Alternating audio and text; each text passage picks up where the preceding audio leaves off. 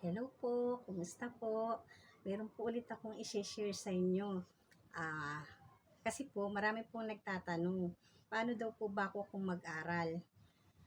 Kung ano lang po yung magustuhan kong aralin, inaaral ko po.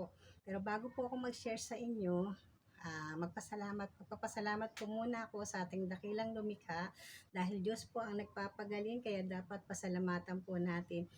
Yun na nga po, kung ano po yung mapanood ko at magustuhan po ng mata ko, yun po yung inaaral ko. Tapos po, binabalikan ko na lang po sa katagalan po ng mga ilang buwan, ganyan, nire-review ko po. Kagaya po ngayon, ito po, binabalikan ko po ang tungkol sa bones. Ayan po. Nakikita niyo po ba yung mga buto-buto, yung mga tuldok-tuldok po, mga numbering? Yan po yung mga tinitrigger ko. Kaya, kung mapapansin po nung iba, may kakaiba po sa mga ginagawa ko. Kasi, yun po yung mga technique ko. Tinitrigger ko po yung mga butas ng buto. Alam ko naman po na ang lahat ng mga therapist ay mga mahuhusay at mga magagaling. Kanya-kanya nga lang pong diskarte kung paano po paniniwalaan ng kapwa. Malaki po kasi yung pagkakaiba ng may kanya-kanya expertise kasi di po ba meron po tayong tinatawag na massage, pang relax lang po or relaxation massage lang po. Meron pong mga reflexologist, yun po talagang mga healer na po dahil talagang gumagamit na po ng mga expertise nila kung paano po makapagpapagaling ng ating kapwa. Kagaya ko po, kinikilala na po ako bilang isang acupressure therapist na yun nga pong acupuncture without needle po kasi daliri nga lang po ang aking ginagamit. Plus, sinamahan ko po ng ilang mga inaral ko.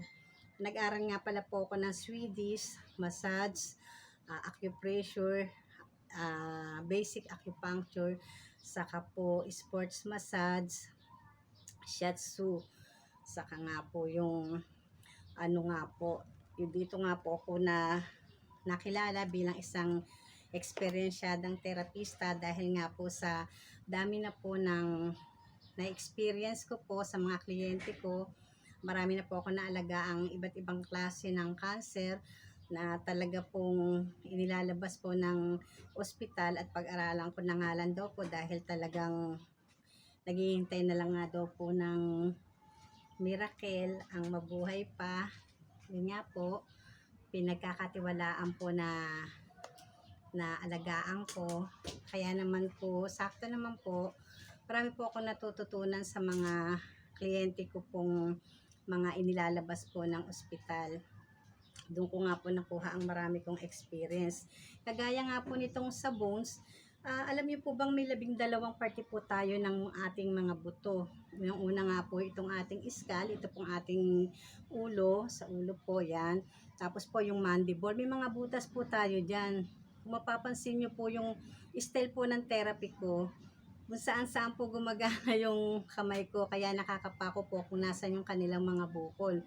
Kagaya nga po niya, pag sinabing sa skull, pag nakapaan ko po yan, tinuturo ko na po sila sa mga karapat-dapat na doktor, kagaya nga po sa ENT, sa optometrist, or sa ophthalmologist. At tapos nga po, ito nga po sa mandible, minsan po, nakakonect po to sa ngipin, nire-repair ko po sa dentist, or kaya nga din po sa mga neurologist. Kung ano po yung masabi po ng isip ko na alam ko naman pong medyo may kaugnayan naman din po sa kanilang sakit at karamdaman, doon ko po sila nire-repair. Yun na nga po, di po ba yung 12 parte po na yun ay binubuo nga po ng skull, mandible, vertebrae, clavicle, ito pong ating first rib na to, scapula, yung pong ating shoulder blade, tapos po ito pong manubrium, yan po. Tapos po yung body of sternum, ito pong sentro pong buto dito sa ating dibdib. Tapos po yung pinakadulo niya po, yung xiphoid process. Tapos po yung pong mga ribs. Tapos po ito pong ating humerus. Saka po radius at ulna. yan po yung mga 12 parte po ng ating buto na kadalasan pong siya ko lang pong tinutuldok-tuldok. Yan po yung aking style. Trigger point po. Patuldok-tuldok lang po ako dahil po yung acupressure ko po ay kinunik ko naman po sa ibang-iba pong style or technique po ng massage o lahat po ng mga style ng mga masasabi ko pong tungkol po sa therapy. Yan po, nagbibigay po ako ng tips sa inyo kung paano po yung aking ginagawang pagpapagaling po sa aking kapwa. Sa dami na po ng mga eksperyensya ko, alam niyo po bang nakakatuklas po ako ng mga kakaibang talaga naman pong kahanga-hanga dahil nakikita ko pong nakapagpapagaling. Kagaya nga lang po ng, yan nga po, unang-una ko pong tinitrigger ay mga ugat ng mga butas po ng buto kung makita po natin. Di po ba nga, kagaya nga po nito, kung mapapansin niyo po, meron din po ditong bones and ligaments, pero hindi ko pa po ito kabisado. Kasi bago po ako mag-discuss sa inyo o mag-share, gusto ko po kasi, alam ko po yung sinasabi ko. Pero ito po, hindi ko pa po ito napag-aaralan. Saka ito nga pong ligament and bones and joints. Yan, dami po ano. Titingnan niyo pong isang buto lang po siya, pero napakarami pong koneksyon. Ito po ay ang ating pong buto sa ating pong buong katawan. At alam niyo po bang nakatuklas po ako ng kakaiba na sa daliri lamang po natin ay makakagaling na po talaga. Kakaiba po ang dinudulot ng ating kamay. Biruin niyo po yung mga may carpal tunnel. Yan po, dito po yung carpal, metacarpal, saka po yung phalanges. Dito po sa ating mga buto po sa daliri, yun nga po may scaphoid dyan, may lunate, may trichotrom, meron pong pisiform, at saka madami pa po eh. Ito po yun, no? Pero hindi ko pa po siya kasi kabisado lahat. Pero pag po naman ina-apply ko po sa mga kliyente ko, ay alam ko po yung mga points ng buto. Yung po yung aking mga sinasabi nga po sa inyong style ko. Ayan, kagaya po niyan. Tinitrigger ko lang po yung mga buto. Sabi ko nga po sa inyo, ang lahat po ng mga therapist ay kanya-kanya pong husay at galing. At basta't ang mahalaga po ay nakapagpapagaling. Yun po yung pinakamahalaga sa lahat. Lalo na nga po yung mga mahihirap na hindi po kayang magpa-opera dahil nga po sa laki po ng halaga at mga gastusin, lalo na po sa panahon ngayon. Dahil lagi ko nga pong sinasabi na napakahirap pong maging mahirap.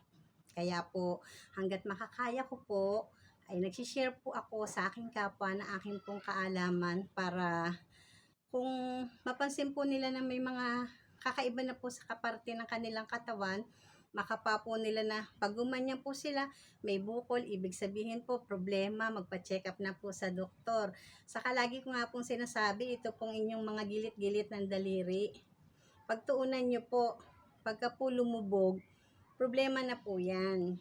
May problema na po tayo sa ating internal organ. Yan po yung palagi ko pong chinecheck sa aking sarili. Ang madalas po sa akin, ito pong shoulder at saka po heart at nakakonect din po sa sternocleidomastoid na pwedeng maging high blood po. Yan po. Paano po? Nakapag-share na po ulit ako sa inyo. Maraming salamat po ulit sa inyong panunood at pagbibigay po ng oras sa akin. Sa muli po, nagpapaalam po ang eksperyensyadang terapista Lilet Constantino. I love you all. God bless us all.